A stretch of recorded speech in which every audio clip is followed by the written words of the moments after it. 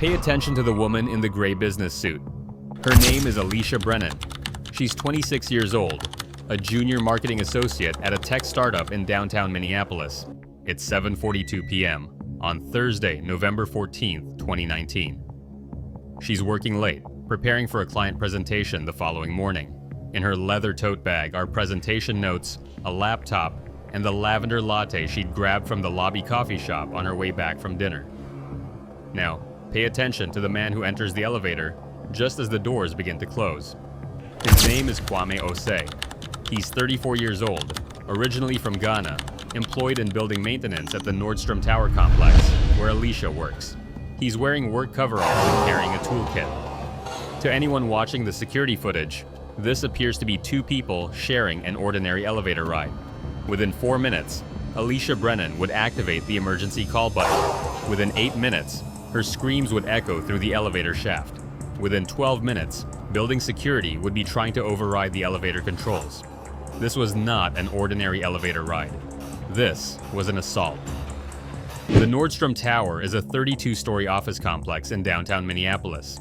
Built in 2015, it houses tech companies, law firms, and financial services on the upper floors.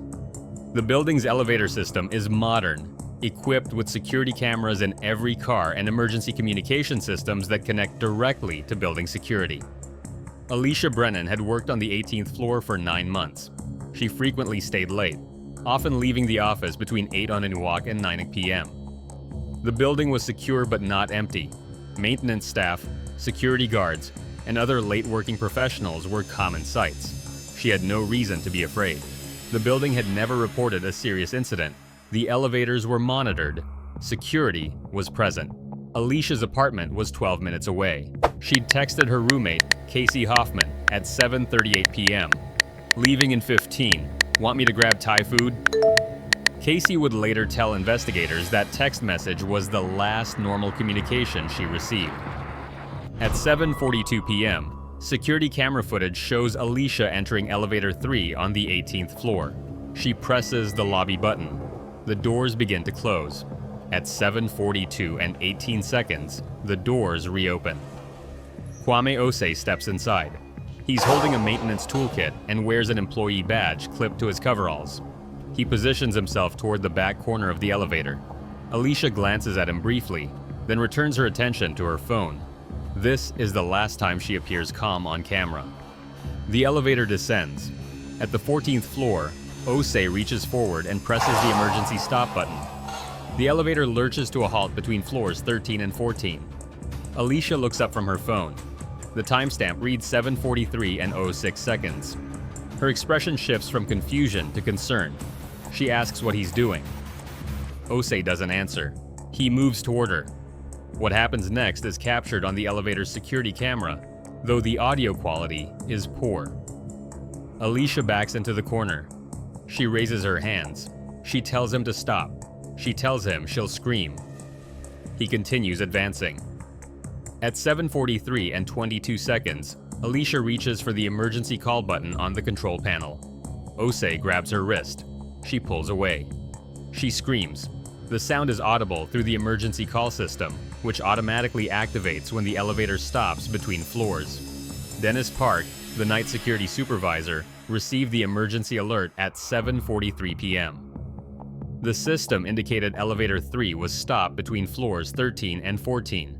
The audio feed transmitted distorted sounds, shouting, struggling, and what Park would later describe as a woman screaming for help. Park immediately radioed his partner, Thomas Gill, who was stationed near the lobby elevators. Park initiated the elevator override protocol, attempting to manually bring the car to the nearest floor. The system didn't respond. At 7:44 p.m., Park called 911. At 7:45 p.m., he and Jill reached the 13th floor and began attempting to pry open the exterior elevator doors. The sounds from inside the elevator shaft were chaotic. Banging, screaming, Alicia's voice shouting, "Help me! Please help me!" Minneapolis Police Department received the call at 7:44 p.m. Assault in progress. Victim trapped in elevator. Suspect preventing escape. The first patrol units arrived at 7:49 p.m. The Minneapolis Fire Department arrived at 7:52 p.m. with hydraulic tools to force the elevator doors. Security footage from inside Elevator 3 shows the assault in horrifying detail. After Osei prevents Alicia from reaching the emergency button, she tries to defend herself. She swings her tote bag at him. She kicks. She continues, screaming. Osei pins her against the elevator wall. He uses his body weight to restrain her. At 7:44 p.m., Alicia manages to reach the emergency call button. Her voice transmits clearly through the system. "He's attacking me. I'm in the elevator. Please help me." Building security confirms they can hear her. Park's voice comes through the speaker, telling her help is coming, telling her to stay on the line. But Osei doesn't stop. The assault continues for 6 minutes. Alicia fights constantly. She bites his hand. She scratches his face. She never stops resisting. The elevator camera captures every moment. Her terror, her desperation, her refusal to give up. At 7:48 p.m., Osei suddenly releases her. He moves to the control panel and manually overrides the emergency stop. The elevator lurches downward, resuming its descent to the lobby. Alicia collapses in the corner of the elevator. She's crying and shaking. Her suit jacket is torn. Her lip is bleeding. She's holding her phone, but her hands are shaking too violently to dial. At 7:49 p.m., Elevator 3 reaches the lobby. The doors open. Security Supervisor Dennis Park is waiting with two Minneapolis police officers who had just arrived. Osei steps out calmly. He still has his toolkit. His face shows fresh scratches. His employee badge is still clipped to his coveralls. Park immediately points him out to the officers. That's him. He attacked the woman in the elevator. Osei raises his hands. He doesn't run. He doesn't resist. Officers Matthew Chen and Valeria Santos move to detain him. Osei speaks his only words. "I want a lawyer." Inside the elevator, Alicia remains in the corner. She's hyperventilating. Her entire body is trembling. Officer Santos approaches slowly, identifying herself, telling Alicia she's safe now. Alicia can barely speak. When she finally does, she asks a single question. Is he gone? Paramedics from Hennepin County Medical Center arrived at 7:54 p.m. Alicia was examined on site, then transported to the emergency department. She had defensive wounds on her hands and arms, bruising on her wrists and upper arms, a split lip, and what medical staff described as signs of severe psychological trauma. She was treated and released at 11:23 p.m. that night. Casey Hoffman arrived at the hospital at 8:40 p.m. and stayed with her throughout the examination and police interview. Alicia's mother, Patricia Brennan, drove from Duluth and arrived at 1:30 a.m. She would later tell reporters that her daughter couldn't stop shaking, couldn't sleep, couldn't stop crying. The emergency room nurse documented Alicia's statement. "He wouldn't stop. I thought he was going to kill me." Detective Laura Kim of the Minneapolis Police Department's Sex Crimes Unit took lead on the case. The evidence was overwhelming. The elevator security footage showed the entire assault. The audio from the emergency call system captured Alicia's pleas for help and Osei's silence. DNA evidence under Alicia's fingernails matched Osei. The scratches on his face matched her defensive wounds. But Detective Kim wanted to know if this was Osei's first offense. She didn't believe someone escalates to this level of violence without warning signs. She was right. Digital forensics examined Osei's work computer and personal devices. They found disturbing search history, queries about elevator override systems, about how long security response takes, about assault statistics and conviction rates. Most disturbingly, they found photographs. Dozens of photographs taken from elevator security camera feeds. All women, all alone in elevators, all appearing unaware they were being watched beyond normal security monitoring. Osei had accessed the building's security system through his maintenance credentials. He'd been watching, selecting targets, planning. Kwame Osei immigrated to the United States from Ghana in 2011. He was granted permanent residency in 2014. He had no criminal record, no reported incidents, no complaints from previous employers. He'd worked at Nordstrom Tower since 2017. His employee file showed satisfactory performance reviews. His supervisor, described him as quiet and reliable.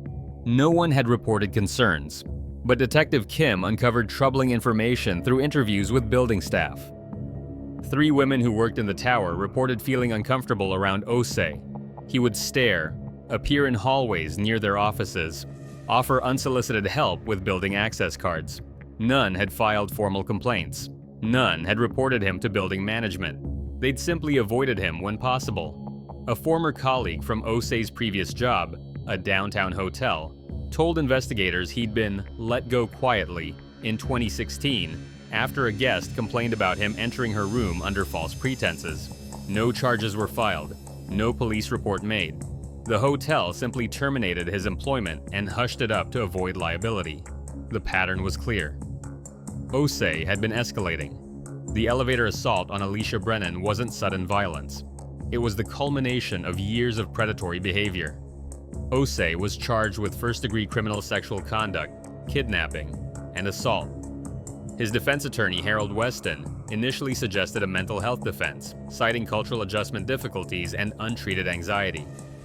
The prosecution, led by Assistant Hennepin County Attorney Rebecca Choi, presented the security footage, the digital evidence showing premeditation, and the testimony of women who'd experienced Osei's pattern of predatory behavior.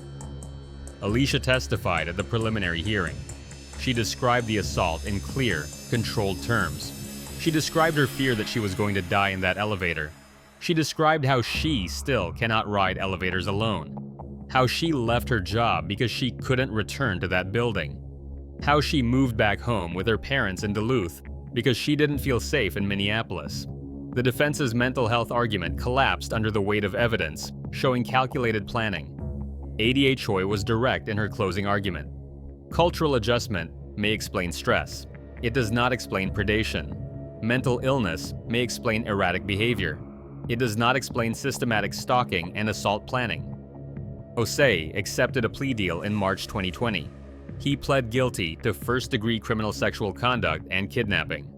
In exchange for his plea, prosecutors dropped the assault charge. He was sentenced to 18 years in prison without possibility of early release. Alicia Brennan moved back to Duluth. She did not return to work in marketing. She enrolled in a paralegal program at the University of Minnesota Duluth, focusing on victim advocacy law. She suffers from post-traumatic stress disorder. She experiences panic attacks in enclosed spaces. She cannot ride elevators. She takes stairs exclusively, even in multi-story buildings. She attends therapy twice weekly. Casey Hoffman told reporters that Alicia is not the same person she was before November 14, 2019. She used to be so confident, so excited about her career. Now she's constantly looking over her shoulder. She doesn't trust easily. She's rebuilding herself, but it's slow. Patricia Brennan became an advocate for elevator safety legislation. She lobbied the Minnesota legislature to require panic buttons separate from emergency stop controls, real-time security monitoring for all commercial elevators, and mandatory reporting of security camera access by building staff. The Nordstrom Tower implemented new safety protocols. Security guards must respond to stopped elevators within 60 seconds. Emergency communication systems must have backup power sources independent of elevator power, and maintenance staff access to elevator controls is logged and monitored. Detective Kim's investigation revealed one haunting detail. The photographs on Osei's computer included images of 12 different women over a 16-month period. All worked in Nordstrom Tower. All matched similar profiles. Young, professional, frequently worked late. Alicia Brennan was not the first woman Osei had selected. She was simply the first one he'd acted against. The question that haunted Kim was direct. How many women had he watched? How many had he followed? How many times had he stopped himself before finally attacking Alicia? The investigation found no evidence of prior physical assaults, but the photographs, the planning, the access to security systems, it painted a picture of predation that had been building for years. Had building management taken the informal complaint seriously, had the hotel filed a police report instead of quietly firing him, had security monitoring of staff been more rigorous, would Alicia Brennan's assault have been prevented? The answer is unknowable, but the questions remain. The assault lasted 6 minutes. 6 minutes of terror in a stopped elevator. 6 minutes of Alicia fighting for her safety while help tried desperately to reach her. Security footage from that elevator has been used in law enforcement training across the country. It demonstrates the importance of emergency response protocols. It shows the reality of assault, not a stranger in a dark alley, but a maintenance worker in a well-lit elevator in a secure building. It also shows Alicia Brennan's courage. For 6 minutes, she fought. She screamed. She never stopped trying to escape. She survived. The elevator in which the assault occurred, Elevator 3 in Nordstrom Tower, was removed from service permanently. The shaft was sealed. A memorial plaque was installed in the lobby, in recognition of survivor courage and in commitment to safety. Alicia requested the plaque not include her name. She didn't want to be defined by 6 minutes of horror. Kwame Osei is incarcerated at Minnesota Correctional Facility, Oak Park Heights. His earliest possible release date is 2038. He has filed no appeals. He has made no public statements. He has expressed no remorse. Alicia Brennan is 30 years old.